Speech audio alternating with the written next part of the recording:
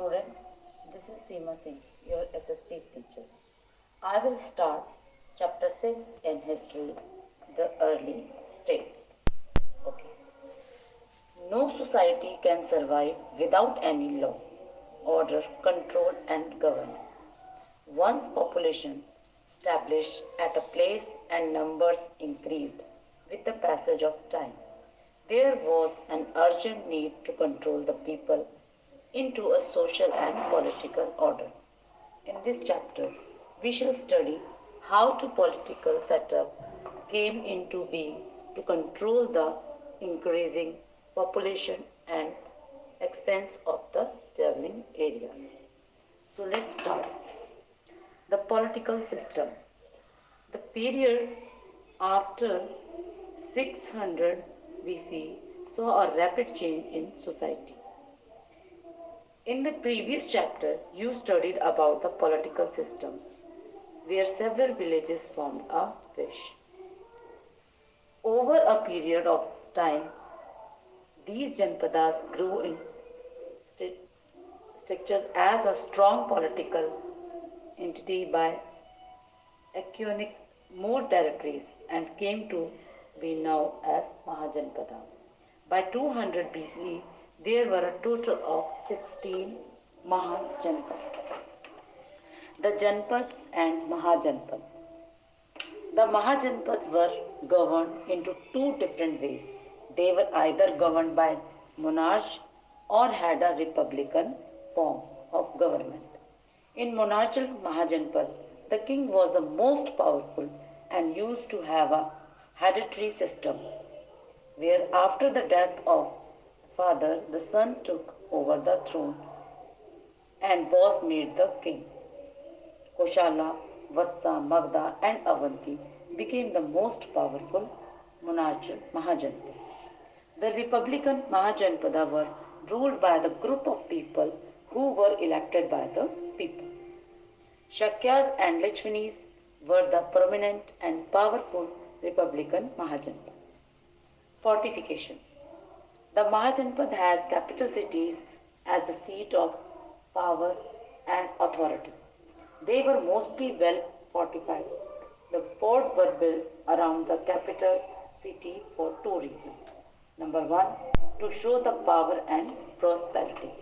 And number two, to provide a safe and secure environment to the people.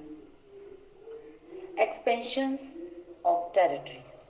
Many kings started to practice a ritual known as the Ashmegha Yagna or horse sacrifice.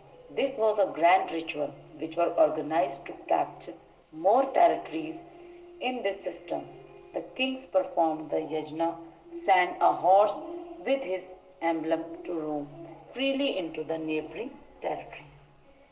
Maintaining of the armies.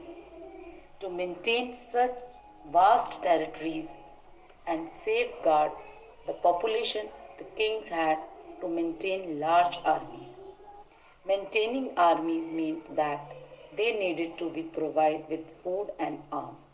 This required the king to impose taxes on the public like a fee for their protection. Tax. The tax collection system was gradually formalized. Number one, the farmers were required to pay 1/6 of their agriculture products as tax. The other, like craft person, gave the part of their service free for charge to the king. Similarly, the herders and hunters used to provide a portion of their production as tax. The traders also pay a portion of their income from trade as tax. Currency and growth of trade. As trade increased in volume, there was a need for a stable economic system. The barter system could not be sustained. Punch-marked coins found from these times show that the system of currency began in the kingdoms. Gradually, certain regions developed as a trade centers. Vishali, Ayodhya, Mathura became important trade centers. Development in agriculture. There were two major developments that took place during the period in the farming system was the technique of growing paddy saplings. The social evil of class discrimination. The social discrimination of people into different varnas, which was introduced during the Vedic age, had continued into this period. The Brahmins or priest community, the Kshatriya or the warrior community, the Vaishya or the agriculturist, craftsman, and trading community, and the removed Shudra or those who worked on occupation of removing, working or leather and footwear cleaning, sweeping, etc. The social divide became so sharp that the Brahman took it if it was their birthright to gain an important education and considered themselves to be superior than the other. They discriminated against the other, especially the Shudra. Marriage between the different varnas was unacceptable to the society. Religious ceremonies remained incomplete without the presence of a Brahman. Scientific development. The discovery of iron is a common metal and the introduction of the art to smelt in was the most important development of the period. Iron was then used in different forms in tools and equipment. Magda. Magda was one of the 16 Mahajanpadas or kingdoms in ancient India.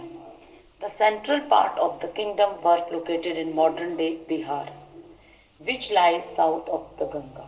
Magda's first capital was Rajgiraha.